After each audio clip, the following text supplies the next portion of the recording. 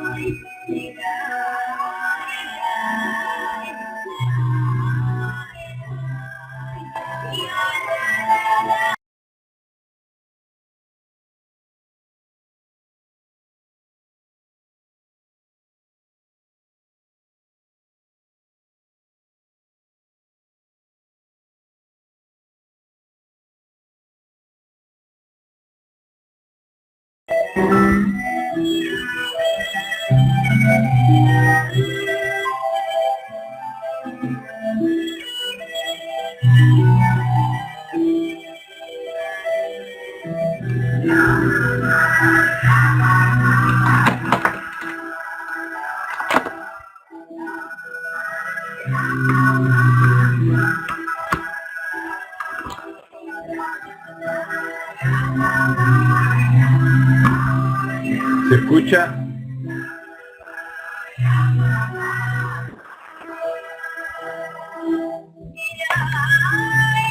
Ah, ok.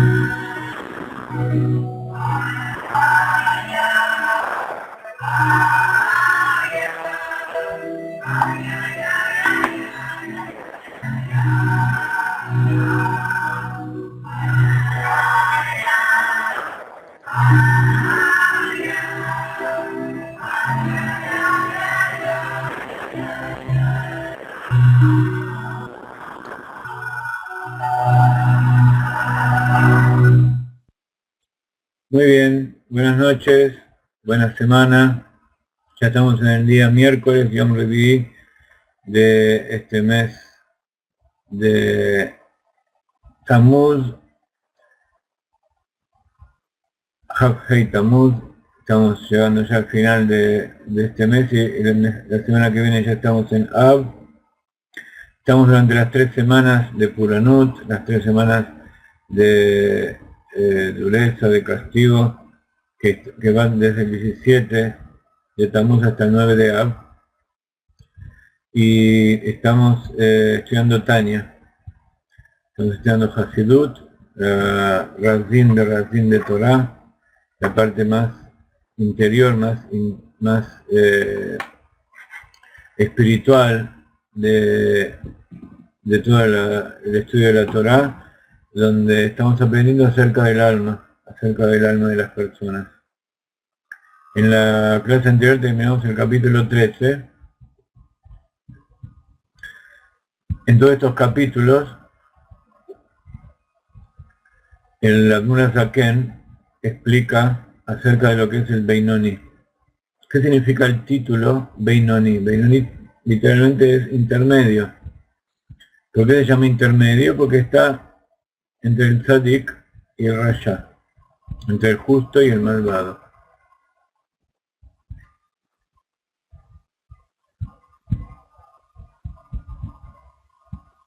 Y el Admor Zaken explica que el título de Beinoni o el adjetivo de Beinoni se aplica a aquel judío que se cuida de no caer tanto en el pensamiento, en la palabra o en la acción, en algo que está prohibido.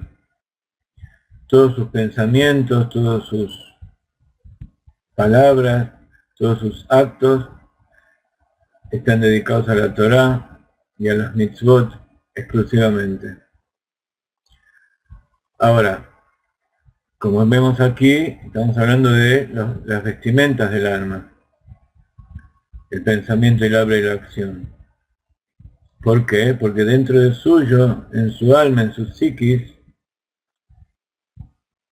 el mal que hay en su alma animal todavía está muy fuerte, de tal manera que puede despertar en su corazón ansias, lujurias, deseos que tienen que ver con las cosas de este mundo. Pero, a pesar de todo eso, todos estos deseos nunca llegan a concretarse en la práctica, y ni siquiera en ninguno de los tres de estas tres vestimentas, ni en el pensamiento siquiera, menos en la palabra y mucho menos en la acción. ¿Por qué? Porque su alma divina, con la ayuda de Dios, no le permite al mal extenderse en el cuerpo. No permite que el mal que está contenido en el lado izquierdo del corazón y en la sangre espiritualmente se extienda al resto del cuerpo. Y entonces por eso, después de haber aclarado esto y en general y toda una serie de detalles en particular, el Admor Zaken sigue explicando lo siguiente. Y dice, ahora bien, el Beinoni es uno que cualquier hombre, el nivel de Beinoni es uno que cualquier hombre puede lograr. Cada persona debe ansiarlo y no pensar que está fuera de su alcance, porque cada persona puede ser un Beinoni en cualquier momento u hora, ya que el Beinoni no aborrece el mal. Cuestión esta que es confiar del corazón. Y además no todos los momentos son iguales. Entonces, las personas en general no aborrecemos el mal en sí. Hay cosas que aborrecemos, hay cosas que nos parecen mal. Hay otras que son malas, pero en realidad no las eliminamos de nuestra vida, seguimos ansiándolas. ¿Por qué? Porque todo esto depende del corazón. Y también depende del momento en que nos encontremos, si estamos en un momento de debilidad, en un momento de fortaleza. Entonces, cada persona puede llegar a ser un Beinoní en cualquier momento y lugar. Más bien, la tarea del Beinoní es solo aléjate del mal y haz el bien, en la práctica real. Cuando uno habla en la práctica no se refiere solamente en la acción, se refiere tanto en la acción, en la palabra y el pensamiento.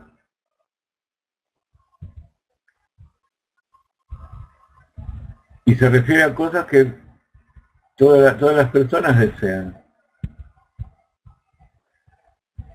Alejarse del mal y hacer el bien es algo entonces que toda persona puede hacer.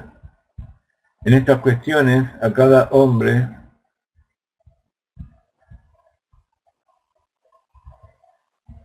en hebreo dice Adam, el ser humano, a cada hombre se le ha dado la elección, capacidad y libertad de actuar y hablar y pensar aún aquello que es contrario al deseo de su corazón y diametralmente opuesto a él. Habíamos dicho que un Beinoní es un Yehudí, entonces ¿por qué dice ahora, no dice Yehudí, sino que dice hombre, un ser humano? ¿Todo ser humano puede llegar a ser un Beinoní?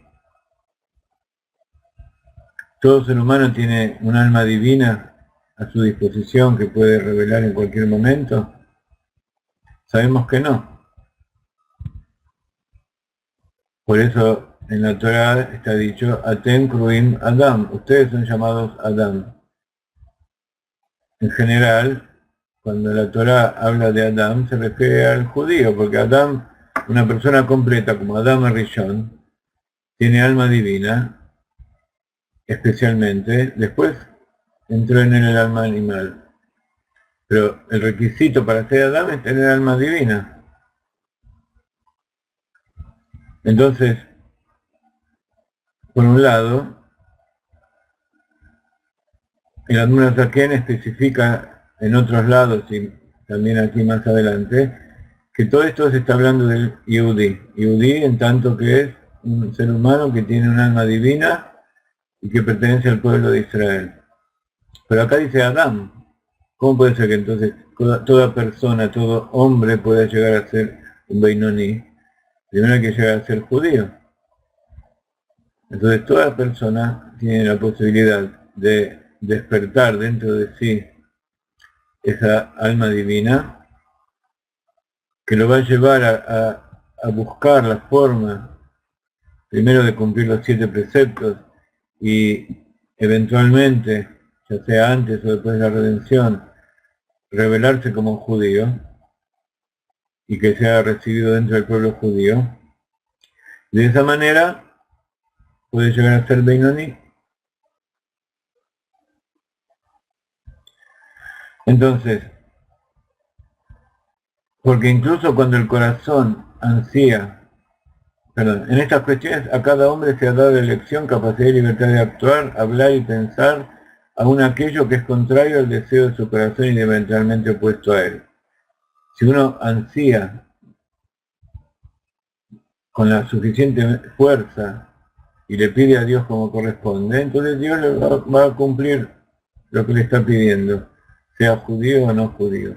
Porque incluso cuando el corazón ansía y apetece algún placer material, ya sea permitido o Dios libre prohibido, él puede imponerse y apartar su atención de éste totalmente, declarándose a sí mismo, no quiero ser rayá, ni siquiera por un instante, porque de ninguna manera quiero hacer el mal y estar apartado, separado, Dios libre del Dios único, como está escrito, vuestras iniquidades separan a vosotros de Dios.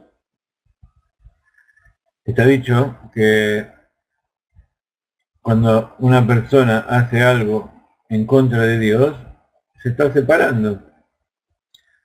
Cuando hace algo que no corresponde, comete un pecado, eso en ese momento lo está separando de Dios. Depende del pecado que cometió, puede ser un pecado tan grande que esa separación puede ser definitiva. Lo que se llama caret, su alma es cercenada de su raíz espiritual en lo alto, y entonces deja de existir. Como decía en otras clases, no significa que va al Geinom. No, al Geinom van las almas que existen. Y si es un alma, quiere decir que está conectada con su raíz. Cuando un alma es cercenada y apartada completamente de su raíz, es como el árbol, que se seca y muere.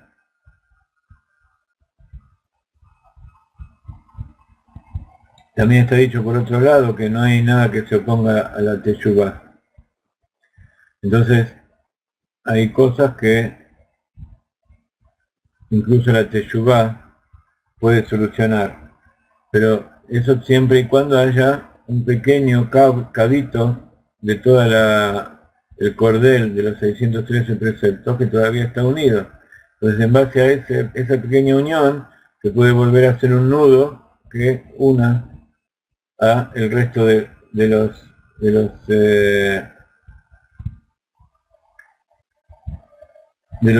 de la cuerda. Y entonces está dicho que cuando se hace un nudo en una cuerda, la cuerda se achica. Entonces, la teshuvá significa que uno se acerca más a Dios de lo que estaba antes. Entonces, todo esto tiene distintos grados en que una persona puede estar separada de Dios. Quiero en cambio hacer el bien, unirme nefesh, ruach, llamada a Dios, invistiéndolos en sus tres vestimentas. Acá está puesto en mayúscula porque se está refiriendo a las vestimentas que son dadas por Dios, que son la acción, la palabra y el pensamiento dedicado a Dios, su Torah y sus mandamientos, sus preceptos. Deseo este que surge del amor a Dios que sin duda está oculto en mi corazón, aun si no lo siento, tal como en el corazón de todos los judíos, los que son llamados Ohavei Hashem, los amantes de tu nombre. Por eso hasta un Kalche Bekalim, el judío más indigno, es capaz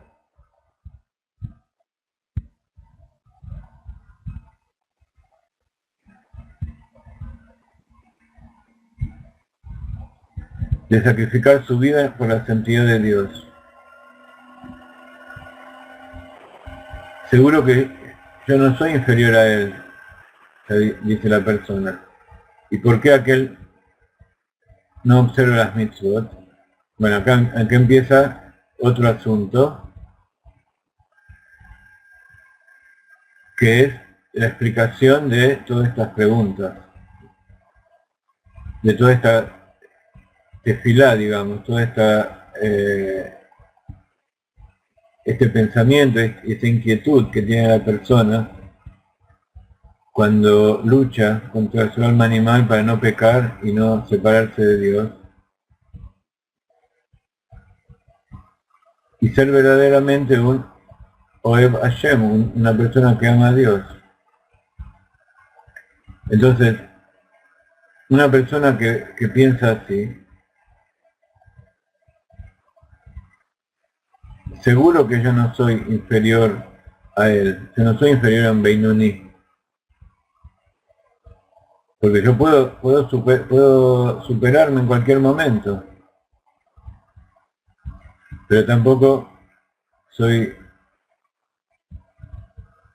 quiero hacer un rayá.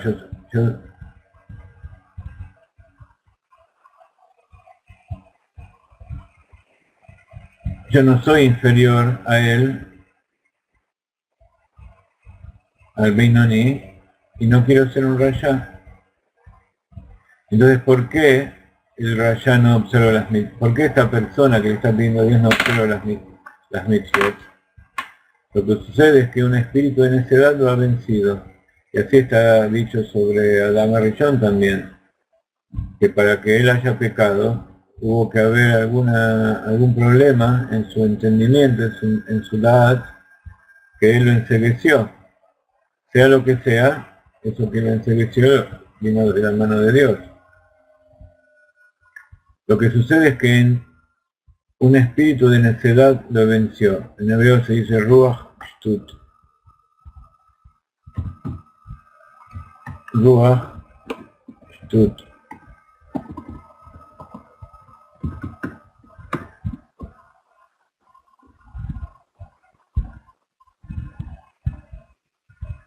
No estamos hablando de que vino un alma en pena o un espíritu ahí andando y que se metió adentro, no. Estamos hablando de que de repente su mente fue transformada por pensamientos que lo han vencido.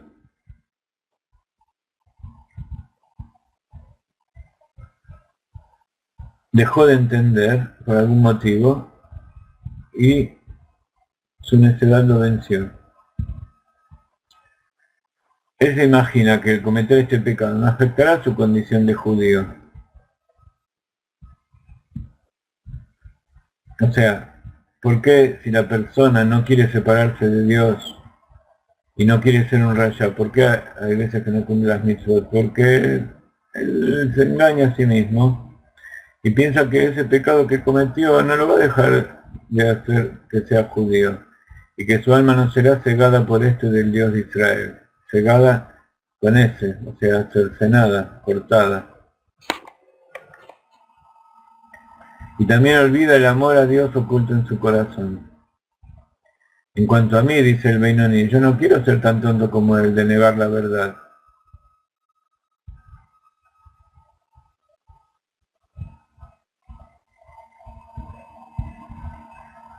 Ok.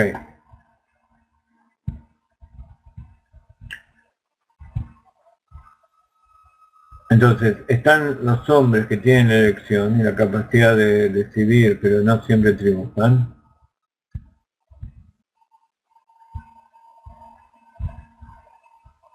A pesar de que siempre tienen la capacidad. Y para no caer, hay veces que podemos imponernos y decir, no quiero ser un rayá, etcétera, etcétera, etcétera. Y el Beinoni cuando dice esto, siempre triunfa. Sabe cuál es la verdad y no se atreve a negarla. Entonces, todo esto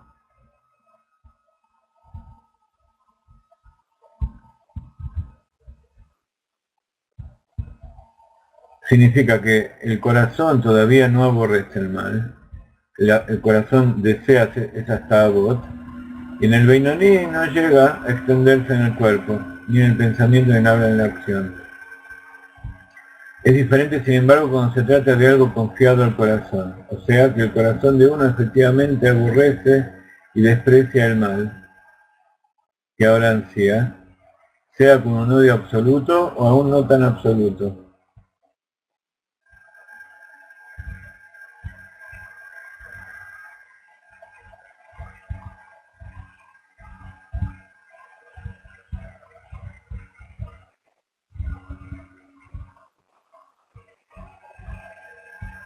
Esta no puede lograrse de manera genuinamente verdadera, salvo a través de ese grado de intenso amor a Dios, denominado amor gozoso, que es deleitarse en la divinidad.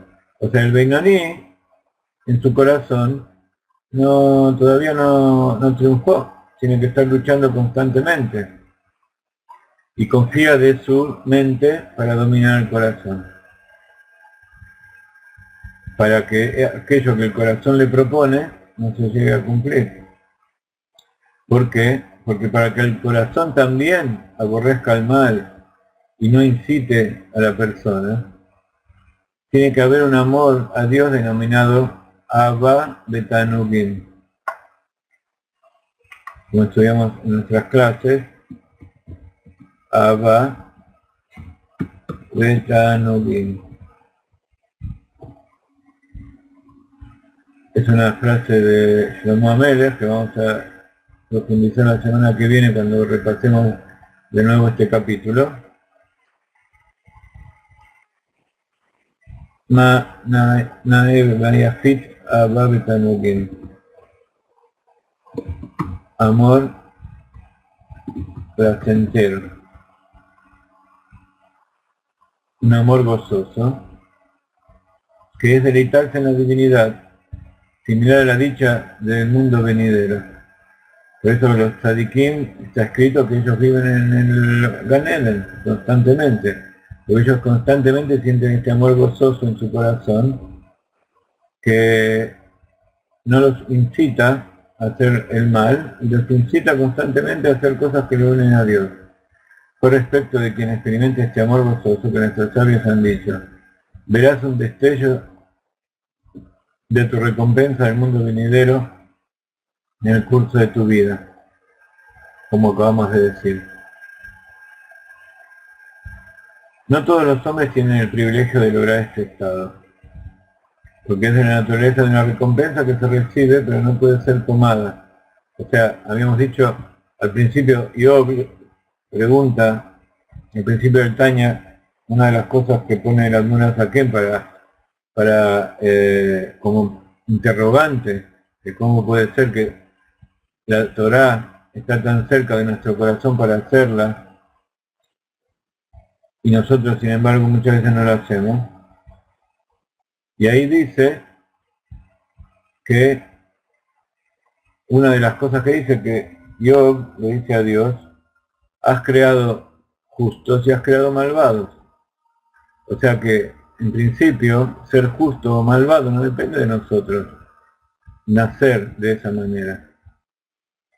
Evidentemente también todo lo que nos sucede depende de la voluntad de Dios, así que tampoco después que nosotros queremos, el libre albedrío nos incita a pedirle a Dios que no queremos ser malvados, pero si Dios no decide y no decreta que en nosotros, entonces nunca vamos a poder llegar a hacerlo. Por eso está dicho, yo haré de vuestro oficio sacerdotal un servicio de recompensa, como ha sido explicado en otra parte. O sea, yo, Dios, es el que determina quién es quién. Por eso dijo Job, tú has creado tzadikim, tal como figura en Tikunei Zohar, que hay muchos grados y gradaciones en las almas judías. Los hombres piadosos, los hombres fuertes, Giborim, que predominan sobre su inclinación al mal, los eruditos de la Torá, los profetas, los tzadikim y otros, véase allí en Tikunei Zohar. Esta es la primera parte del Tanya. Vamos a poner una melodía y continuamos luego con la segunda parte, ¿ok?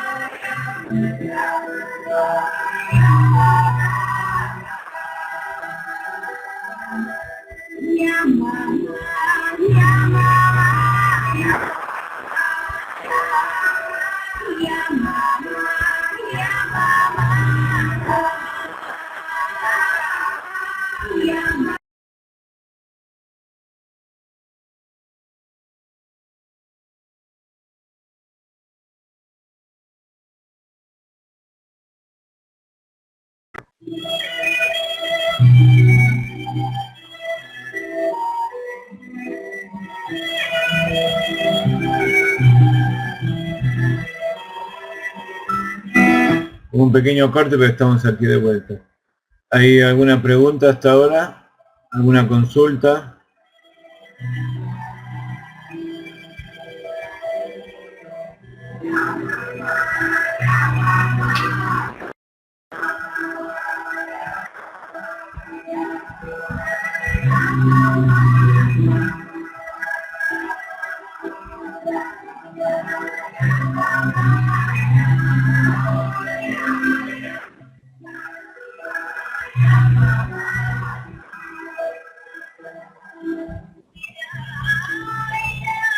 Entonces, ahora podemos comprender lo repetitivo de las palabras en el juramento que se le hace pronunciar al judío antes de nacer. Sea un tzadik y no seas un rayá, como estudiamos en el primer capítulo. A primera vista no parece comprensible a una persona, una vez que se le exhorta a ser un tzadik, ¿por qué la necesidad de hacerle jurar además que no sea un rayá?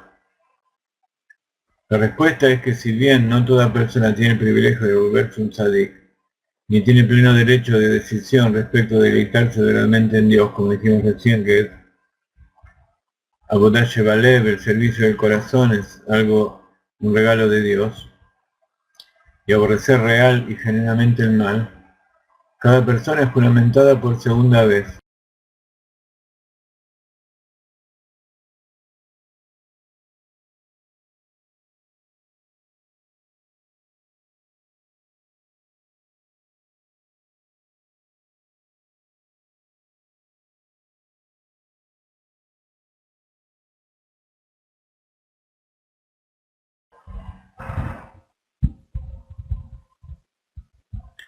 Aquí en Israel el internet está muy usado en este momento porque estamos todos pendientes de ver qué es lo que pasa.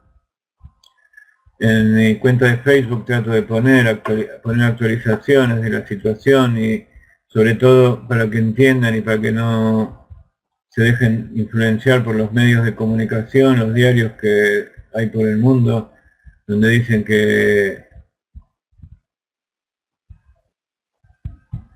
hablan todo en contra de Israel, hablan en contra del pueblo de Israel y de la guerra y todas estas cosas que estamos haciendo ahora, y no dicen que los que no quieren parar de tirar cohetes son los del Hamas. Piensen que hicieron decenas y decenas de túneles que van desde el norte de Gaza y también en toda la frontera hacia Israel, y esos túneles llegaron hasta los kibutzim, debajo de los kibutzim de los territorios de Israel. ¿Y para qué quieren decenas y decenas? Es porque estaban planeando, y así lo dicen los terroristas que fueron tomados prisioneros. Ellos confesaron de que toda la acumulación de armamentos y de túneles que estaban haciendo, estaban planeando para Rosh Hashanah hacer un atentado general. De repente aparecer en las casas y en las ciudades, saliendo de abajo de la tierra, como ustedes habrán visto algún video donde de repente salen de la tierra y son eliminados, pero si de decenas de lugares a la vez salen y van a ser atentados, imaginen el terror que hubieran causado. Todo esto ya estaba en la inteligencia de Israel, solamente estaban esperando el momento adecuado para entrar allí y cerrar todos esos lugares. Todas estas cosas no se dicen en el mundo, pero de todas maneras los que no quieren saber, por más que le cuenten estas cosas, no les va a interesar.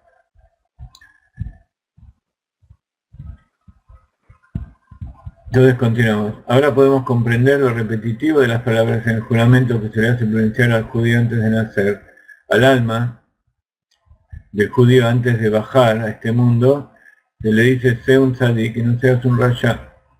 A primera vista no parece comprensible una vez que se lo exhorta a ser un tzadik, porque la necesidad de hacerle jurar, además que no será un rasha. La respuesta es que si bien no toda persona tiene el privilegio de volverse un tzadik, ni tiene pleno derecho de decisión respecto de deleitarse verdaderamente en Dios y aborrecer real y genuinamente el mal, cada persona es juramentada por segunda vez. Como sea, no serás un rasha, sino un beinoní. O sea, se le hace jurar que a pesar de que no va a ser un tzadik porque su corazón todavía lo va a inclinar a ciertas cosas, entonces vemos aquí también que ese corazón lleno de ansiedades y lujurias están propuestos por Dios, no es algo que nosotros podemos inventar por nosotros mismos. Pero lo que sí puso Dios en nosotros es la capacidad para sobreponernos a eso. Respecto a esto se ha concedido a cada hombre el derecho de elección y la libertad para controlar el espíritu de avidez que está en su corazón y conquistar su naturaleza. Para que no sea rayá ni siquiera por un instante durante toda su vida, tanto en el plano de alejarse del mal como en el de haz el bien y no hay bien salvo la Torah. En Tov el la Torah. Sur Merra Bease Tov. O sea, el estudio de la Torah, que es equivalente a todas las otras mitzvot combinadas. No obstante, la persona también debe asignar periodos específicos para buscar para sí medios de aborrecer el mal. Por ejemplo, siguiendo el consejo de nuestros sabios, para superar la avidez por las mujeres que medite en sus palabras. La mujer es un recipiente lleno de suciedad. Hace 2, 3 o 4 años cuando empezamos a estudiar el Tanya y llegamos a este lugar, hubo muchas mujeres que se sintieron ofendidas por esto y verdaderamente, dicho así en forma seca, traducido sin demás explicaciones, suena un poco difícil. La semana que viene vamos a profundizar un poco más en este asunto. Hoy quiero terminar de leer esto y empezar a estudiar acerca del Beit HaMikdash.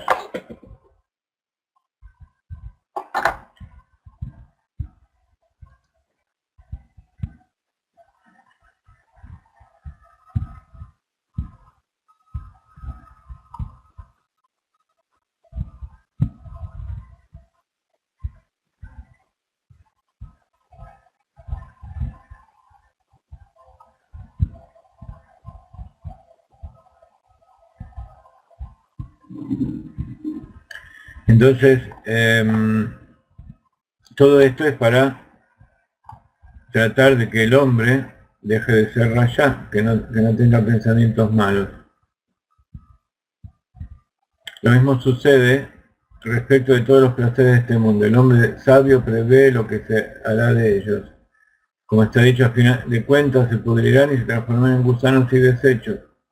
Por el contrario, ha de ejercitarse en deleitarse y regocijarse en Dios al reflexionar, en la mejor medida de su capacidad acerca de la grandeza del bendito Ein Sof, aunque sea que no logrará este nivel de aborrecer el mal y deleitarse en la divinidad, de una manera genuinamente verdadera, sino solo imaginaria. Sin embargo, debe hacer lo suyo, lo que pueda, para cumplir el juramento administrado. Sea un tzadik y Dios hará como él vea correcto. Entonces uno tiene que, así como pasa en todas las cosas, uno tiene que pedir a Dios y Dios decide qué es lo que va a pasar. De acuerdo a cómo Él dirige las cosas en su plan divino. Además, esta imitación del tzadik le da al beinoní otro beneficio. El hábito reina supremo en todas las cosas. Hay muchos estudios últimamente de la importancia del hábito, de acostumbrarse a hacer cosas, tanto para bien o para mal.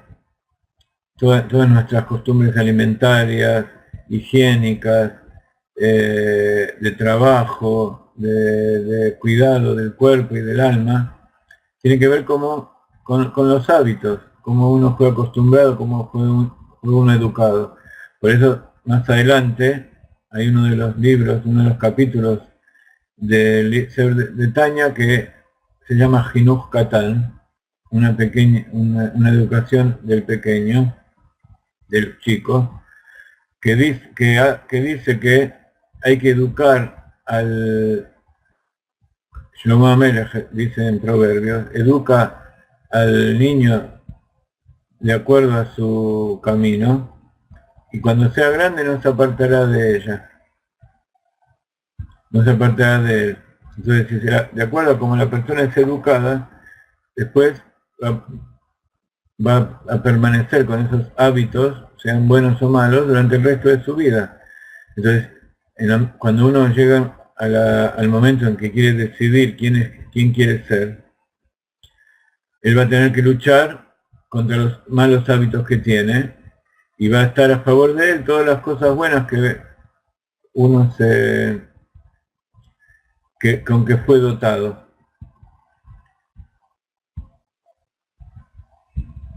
Entonces, cuando uno lucha contra esa naturaleza inicial, contra sus costumbres naturales, entonces adquiere una segunda naturaleza. Por ejemplo, si uno está acostumbrado a decir palabras malas, acostumbrarse a decir palabras buenas. ¿Cómo uno se acostumbra a decir palabras buenas? Primero, cuando uno va a decir algo malo, se abstiene, se queda callado, aunque sea unos segundos, y lo piensa. Cuando uno piensa unos segundos, en general eso que iba a decir lo deja, y entonces tiene la posibilidad de transformar eso bueno, eso malo que iba a decir, en algo bueno. Y entonces cuando se acostumbra a eso y ya no tiene que estar pensándolo, no tiene que esforzarse, eso se ha transformado en una segunda naturaleza, una teva sheini. Por eso cuando la persona se acostumbra a aborrecer el mal, cuando uno está acostumbrado a comer mucho azúcar y muchos dulces y mucha harina, y después con el tiempo se enferma, entonces uno quiere cambiar esos hábitos. Y no es nada fácil, porque cambiar el hábito también implica alejarse de ese medio en que se encuentra, porque le están incitando constantemente. Pero uno se da cuenta que cuando deja todas esas cosas, al poco tiempo ya deja de tener esa ansiedad por comer dulces y por comer todas esas cosas que comía, cuando lo ha reemplazado por cosas buenas. Un ejemplo de esto es, por ejemplo, Yom Kippur. Yom Kippur, que hacemos el ayuno, siempre se hace un poquito más de 24 horas. Se empieza un poco antes y termina un poco después. Y entonces durante las primeras horas y a la mañana siguiente y al mediodía, uno siente como que tiene el estómago vacío y tiene ganas de comer, etcétera, etcétera. Y cuando va llegando la noche y llega al final, esa ansiedad se va perdiendo. Cuando el cuerpo ya dejó de estar estimulado por esa azúcar que traía de antes, el mismo cuerpo se calma. Entonces vemos cómo alejarse del mal ayuda a luego hacer el bien. Y ese es el principio de toda curación verdadera, porque es muy fácil seguir la vida normal y tomar remedios, pero todos sabemos que los remedios son pan para hoy y hambre para mañana. Por eso, cuando la persona se acostumbra a aborrecer el mal, comenzará a considerarlo en cierto grado verdaderamente abominable. Cuando se acostumbra a regocijarse en Dios por medio de la reflexión acerca de su grandeza, entonces, conforme al principio de que un estímulo de abajo lleva a un correspondiente estímulo de arriba, un itorerut milemata, meorer itorerut milemala, un despertar, una buena decisión de abajo, viene seguido de una recompensa, un estímulo mucho mayor desde arriba. Quizás después de todo esto descenderá sobre un espíritu desde arriba, contrario al que habíamos dicho al principio, el Ruach Tut, ese espíritu de estupidez, de locura, y les sea concedido que el nivel del alma, que el Ruach originado en el alma de algún tzadik se impregne en él. Cuando uno estudia acerca de los tzadikim y se inspira en ellos,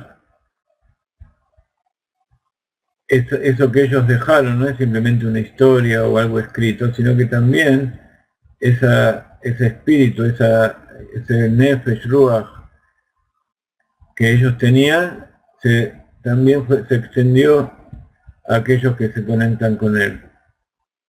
Por eso, esa es la conexión del tzadik. La conexión del tzadik no es simplemente algo mental, y tampoco es algo sentimental, sino que es algo esencial. Es una conexión del tzadik, porque está dicho que cuando el tzadik se va de este mundo, su influencia sobre la realidad y sobre las personas es mucho mayor porque ya no tiene límites, está limitado por el cuerpo. Entonces él puede ir y influenciar en forma correcta, en forma buena, como dice aquí, descenderá sobre un espíritu desde arriba y le será concedido el nivel original del alma de algún tzadik y se impregne en él para que pueda servir a Dios con verdadera alegría, como está escrito, reconcíjense tzadikim en Dios. De esta manera el juramento formulado sea un tzadik, habrá de cumplirse verdaderamente.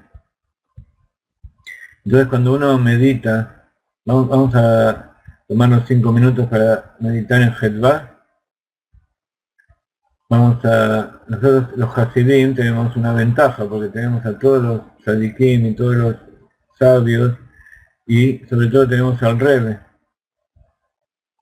Nosotros meditamos en el Rebbe, en lo que nos enseñó, en algunas frases interesantes. Entonces, mientras ustedes meditan en Hedvah, como todos ustedes saben, Hedvah es una palabra que quiere decir felicidad, alegría, placentera.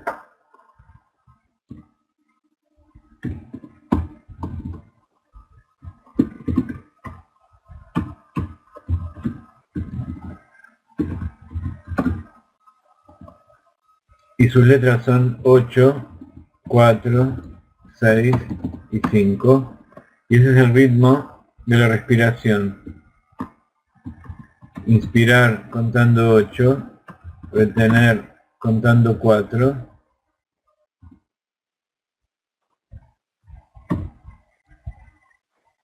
expirar, nunca me acuerdo si expirar es sacar el aire o expirar es sacar el aire, pero creo que es con X. Expirar y retener en vacío contando 5. Entonces vamos a empezar con una melodía para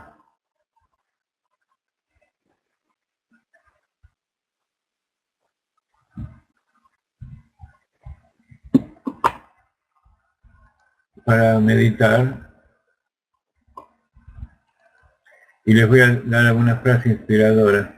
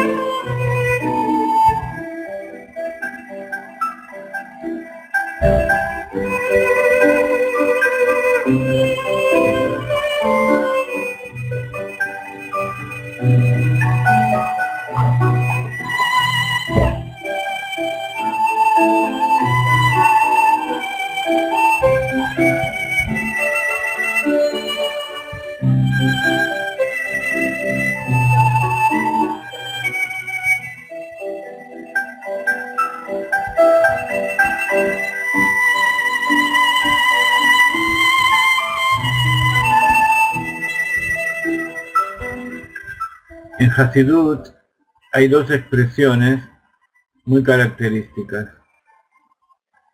Una dice,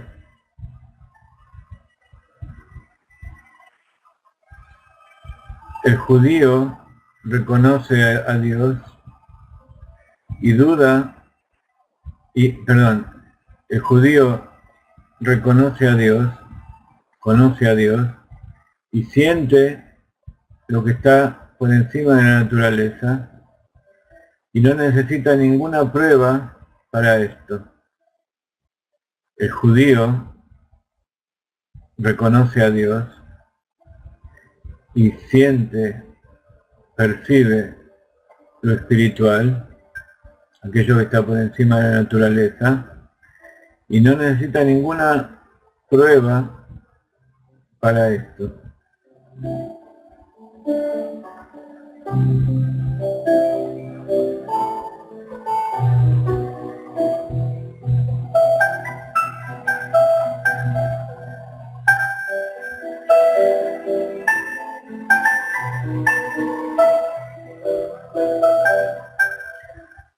La otra expresión es que el judío no quiere y no puede estar desconectado de Dios. El judío no quiere y no puede estar desconectado de Dios.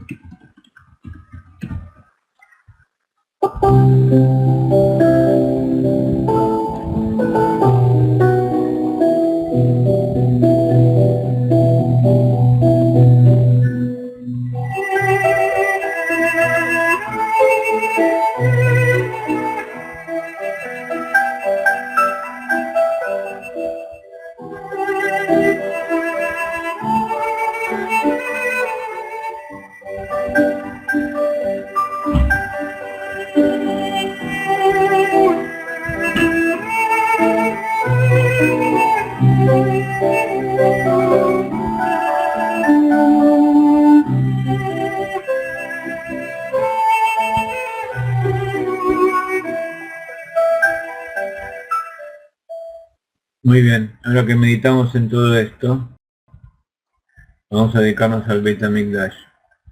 Esta semana habíamos comenzado a estudiarlo. Aquellos que no tienen este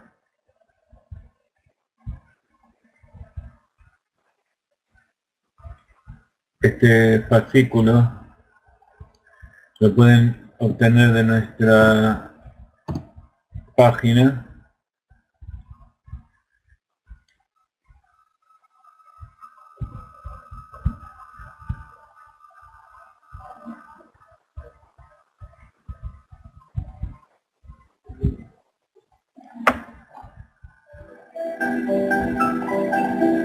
Aquellos que no lo tienen lo pueden ir bajando ya.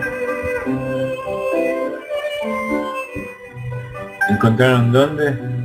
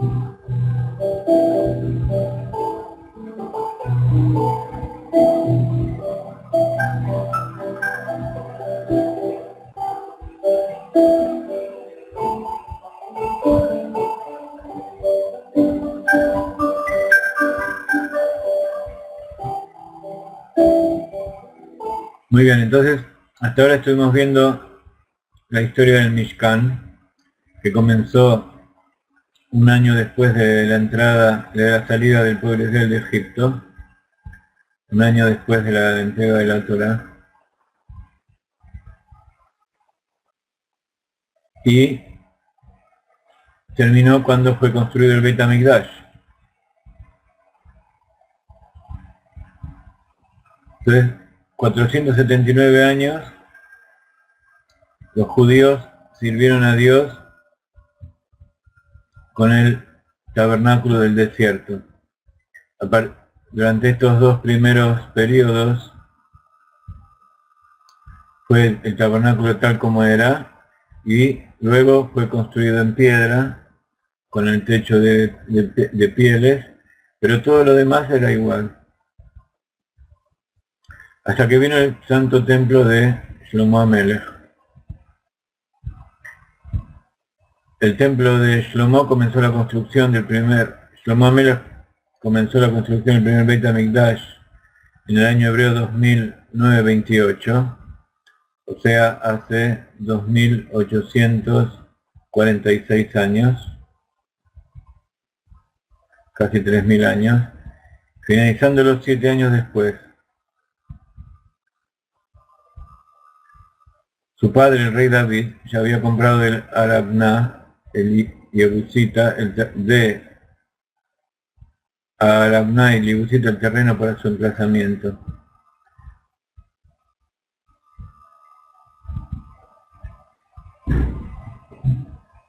A partir de entonces, este predio se convirtió en la morada de la Shejina. O sea que el Arabait, el monte del templo, donde está el Beit HaMikdash, donde va a estar pronto nuevamente, está en manos de un Yebusita, del pueblo de los Yebusim.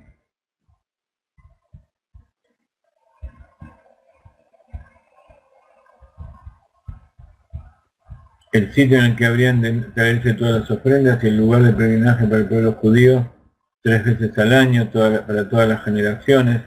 Ustedes saben que el templo era un lugar donde diariamente se hacían sacrificios, tanto estaba el sacrificio perpetuo, estaba el sacrificio de la comunidad, el sacrificio personal, que era el sacrificio de pecado, el sacrificio por las dudas si se comete un pecado, el sacrificio por una promesa, por el fin de una promesa, etcétera, etcétera. El sacrificio de la mujer que tuvo un hijo. Había muchos tipos de sacrificios, y estaban los sacrificios animales, los sacrificios vegetales,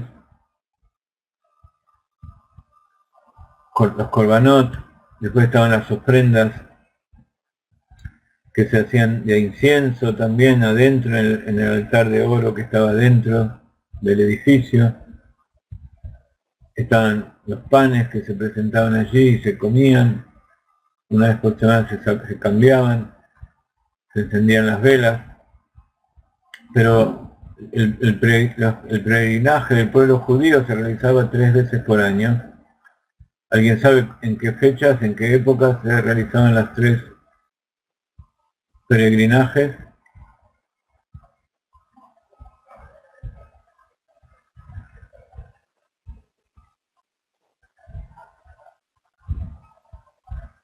¿Quién me escribe cuáles eran las 3 épocas de peregrinaje?